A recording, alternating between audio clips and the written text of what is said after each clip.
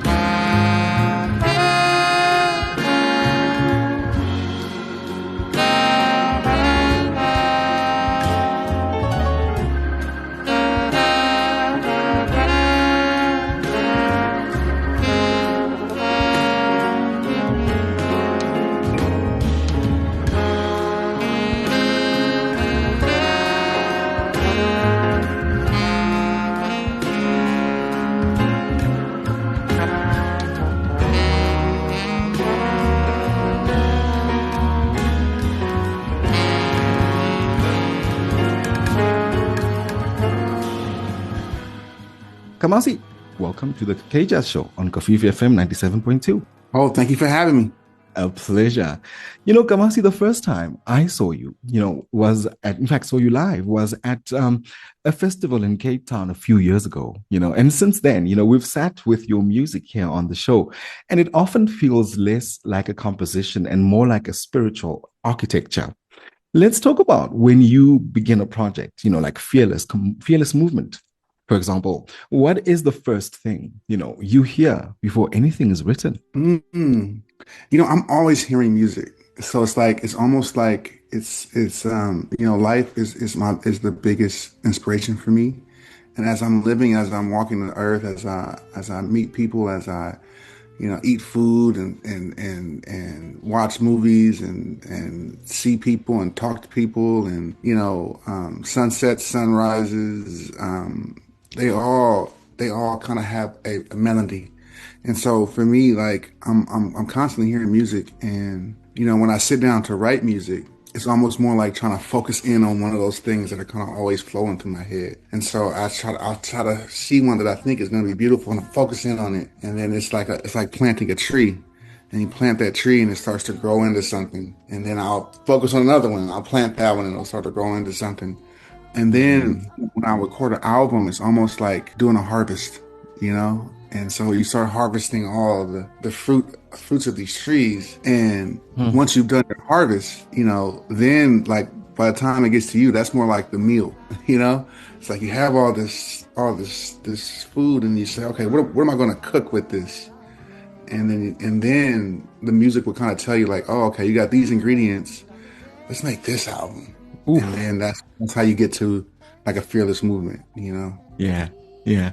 Staying with the albums, the epic, from the epic to Heaven and Earth, the projects feel like journeys with no clear return ticket. Do you still think of albums as stories, or maybe they've become something more cosmic for you? Yeah, the epic definitely was inspired by a story that I was kind of seeing in my head, and, Heaven and Earth was kind of, yeah, I think it was really inspired by like a desire to give a perspective on life that the world felt like it needed, which I feel like it still needs now. They all have their own personalities, you know. And you've worked, across many worlds, jazz, hip hop with Kendrick Lamar, animation with Lazarus, even metal, reinterpretations with Metallica. What keeps you anchored, Kamasi, in jazz as the homeland? I feel like jazz is a language that it adapts to all other languages, and so like to me, I don't look at it as I'm kind of staying anchored. I just look at it like my language kind of fits into all languages. So no matter what I'm doing, there's jazz in there, and no matter what I want to do in jazz, I can integrate. When I'm doing jazz, I can integrate anything into it. So it's kind of like almost like a universal key. Yeah. And so, and that's a beautiful, thing. That's one of the beautiful aspects of jazz is that it is so, because it's so personal, it becomes completely universal,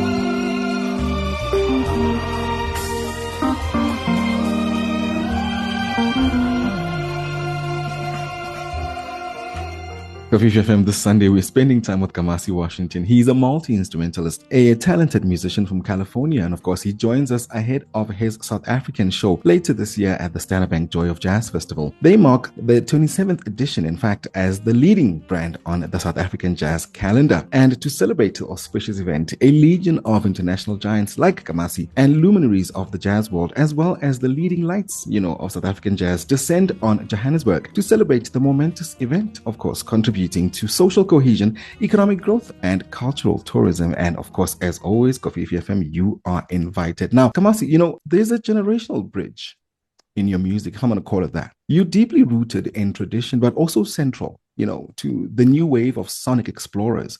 Let's talk about the responsibility, if you do feel any, in carrying this lineage forward. The idea of carrying a lineage, I feel like, music, especially jazz music, like I said, is so personal that, I feel like I'm a part of the lineage of these great musicians. And that, John Coltrane's music shaped who I am. Miles Davis's music shaped who I am. Charlie Parker shaped who I am. And so my life is an extension of their lineage, But ultimately, I do feel like my real goal has always been to add a piece to the lineage that is me, And that's, I feel like that's the main thing that a musician can do. You can't really carry the lineage of someone else because it's too big. The lineage of John Coltrane is too big. I think the idea of it is beautiful that you could carry John Coltrane's lineage, but man, that's a big thing, man. You could be a part of it. I could be a part of John Coltrane's lineage. But I think it's beautiful that people that discover my music, it leads them to have an experience with that beautiful music as well. That does give me some joy. But I feel like I'm mainly trying to, like I said, just trying to add to it, and being honored to be a part of it. Yeah. And staying with the music and, of course, the collaborative part of things, in Dinner Party with Terrace Martin and Robert Glasper and Ninth Wonder, those collaborations feel like a conversation between, musical galaxies or eras. What do you feel about, in fact, what do you learn about yourself when you work in those collective creative spaces? Yeah, those guys are brilliant geniuses, and I learn a lot whenever I work with them. And I think what I learned about myself is, how flexible am I? You know what I mean? And when you're working with other really powerful, really, monumental musicians, you have to be flexible, and that's how we're able to kind of fit into each other's worlds, and so you see their flexibility and you learn about your own flexibilities. And then you may learn, that certain aspects of the way they think about music, maybe you didn't think about music in that way, but you will learn like that's a cool way to think about things, and so definitely, learn people like Terrace Martin and Robert Glasper, like they're so innovative in how they think about music that every time I work with them, it opens a new door for how I can think about music myself. Always exploring. Yeah. And you've also, exploration kind of things. You've scored visual worlds, from Becoming to Lazarus. When you compose for Image, how does the saxophone, see, maybe inverted commas, differently compared to when it speaks alone, on stage?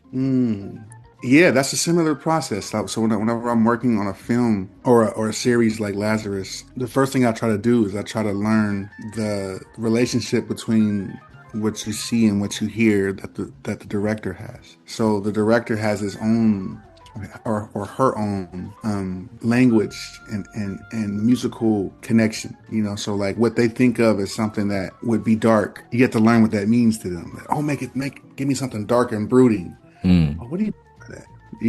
And then once again, the same thing happens. You go like, oh, okay, so you hear this as being dark and brooding, or this, and so that then starts to create, we start to create a language that we can create from. And each director kind of has a different approach to doing that.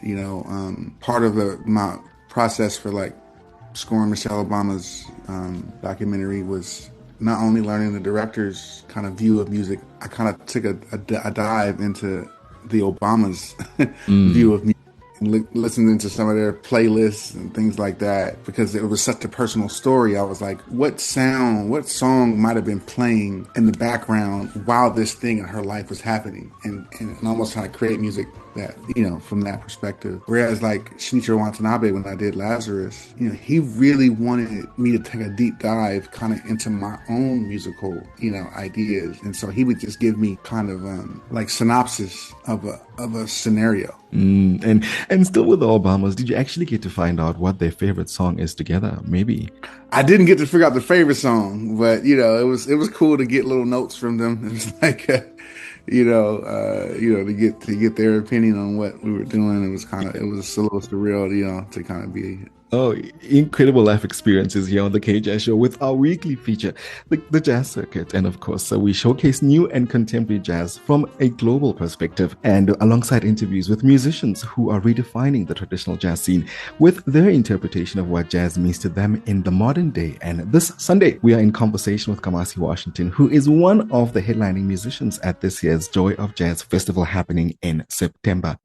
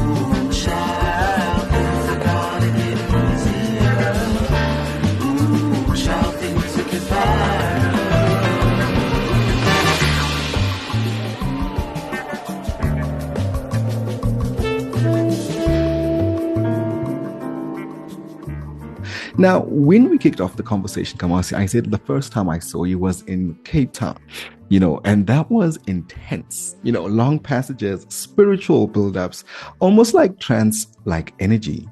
What do you want audiences to physically and emotionally leave with after a Kamasi Washington set? Let's talk about that. Yeah, I always want the people to feel like we connected. I want people to walk away feeling like they're one. They're more that to feel more like they are one with the rest of the world than they did when they first came. And we always try to connect with the audience. We try to connect with the people that we're playing for, in a sense that we all collectively are driving the music. Even though we're the ones playing it, we're all contribute to it. You know, it's a reflection of all of our spirits. And you know, when we have shows that I think are really good, that's the feeling that I get. I get the feeling that the people are with us, that they feel like, you know, they're not just watching our journey, but they're on the journey with us, you know. And so to me, like in that, there's endless possibilities. There's endless, you know, possibilities of what we can feel, what we can think, where we can go. And you know, I think that life does have infinite possibilities. And I think that music is a smaller reflection of life. And so if we can do that, and I think there's something so powerful when people come together and when they connect with each other and when they feel united with one another, is when we have our most profound achievements. And so that's what I'll do in my shows, is try to create a situation where we kind of pull the people in and then we start to create together. Yeah. And your live performances, you know, you've shared stages with icons like Herbie Hancock and Kendrick Lamar we mentioned earlier. In those moments, Kamasi, what is the invisible exchange maybe between artists that the audience never really get to see? Yeah, I mean, the times I got to play with Herbie Hancock, I've always like, I'm like, don't nobody pinch me, nobody give me cold water. I don't want to wake up. If this is a dream, I don't want to wake up from it. I think that you know, for me in those situations, sometimes maybe people don't realize just how much admiration there is and how much gratitude we have for each other. You know, I think that gratitude is a very big component in music, and it's a very big component, you know, in making great music with people. And, you know, those moments I've had with people like, you know, Herbie Hancock and Shaka Khan, Stanley Clarke, and Kendrick Lamar, Snoop Dogg, just so many, you know, Lauryn Hill. I've had McCoy Tyner, so many of these musicians that just meant so much to me. And so to be able to be in that moment and to really, really feel like I'm holding hands with them in a sonic sense, you know, those are very precious moments. And I think the biggest emotion that I've felt is gratitude. And so how thankful I've been in those moments. People realize how thankful I've been to be in those moments. You know, I'd probably be, you know, side note, I'd probably pinch myself throughout the whole process, you know. You know, Kamasi, Johannesburg is a city, you know, with its own deep jazz lineage. I mean, it's home to incredible global voices like Hugh Masekela and Abdullah Ibrahim, you know, may his soul rest in peace. What excites you, you know, about bringing your sound into that conversation with that history at the Joy of Jazz Festival? Yeah, it's like a homecoming for us. I'm African American, and you know, we grow up, I grew up for sure. Like my father made sure that I had a very kind of Pan-Africanist view, and so I grew up learning about so many different cultures in Africa, and South Africa is one of the big ones. You know, and you know, because we were our direct knowledge of what country we come from is taken from us. I've just taken this. Like I'm from everywhere. I'm from South Africa. I'm from Ghana. I'm from Nigeria. I'm from the whole continent. And so, you know, to come to South Africa feels like I'm coming home. And it feels like that lineage of music and culture and language and art, clothing, textiles, all of that, food. It feels like, I get to integrate what I've learned in my life back into the motherboard, you know, into the source. And so it's a good feeling. It feels, you know, sometimes we can feel a bit out of place, and to go somewhere where we feel like we're back in place is, you know, it's powerful. And to be able to connect in that way and to feel the roots of our music, you know what I mean, so closely. That's what I feel when I play there. Well, we look forward to welcoming you back home, you know, and of course, enjoy everything. I mean, you're going to be here for a couple of days, so we'll make sure that you have the life of your time. And when, you know, we promoted that we'll be having this conversation with you this Sunday, there were a few requests that came around, you know, they want to know what's on the set list. Everybody's trying to hear Ask Him. Everybody's trying to hear, you know, Ooh Child. Have you put that together, or is it maybe perhaps something we'll have to wait for? I think we'll have to wait for it. I mean, like when we get closer to the, you know, because I like to feel the energy. I like to I like to land on the soil and breathe the air and eat Yeah. some of the food, drink some of the water, and then let the spirit of the moment kind of tell us what we're gonna do. So we're not so locked in before we get there. Okay, fair enough. Fair enough. And of course, as we wrap up, I'll take those suggestions into consideration for hey, sure. the request line is open. The request line is open. And finally, Kamasi, if you could leave the audience at the Joy of Jazz Festival 2026 with one unresolved feeling, one question rather than the answer, what would that feeling be? An unresolved feeling. I think the biggest unresolved feeling that I feel globally around the world right now is it feels like humanity's at a crossroads. Hmm. And the big question is, will we steer it in the right direction or let it go where it's going to go? And to steer it in the right direction means you have to get involved. You have to stand up. You have to push. You have to work. To let it go where it will go doesn't necessarily mean it's going to be bad, but it doesn't mean it's. I don't know which one is the way to do it. Because maybe you can't steer the ship, but maybe you can. Maybe you can. And so, that's something that weighs on my heart a lot. Like, to what level can I steer this ship? I know where I would like the life and humanity to go. Yeah. Yeah, that definitely is a question that is constantly on my mind. The whole idea of having an Earth, that album, it's asking that question. That's a question that I still ask myself, and I constantly trying to figure out, like, to what degree can we control our destiny, and to what degree do we have to accept it? Yeah. Yeah. And for me, listening to the albums, listening to you speak now, one thought comes to mind, and it's a simple one.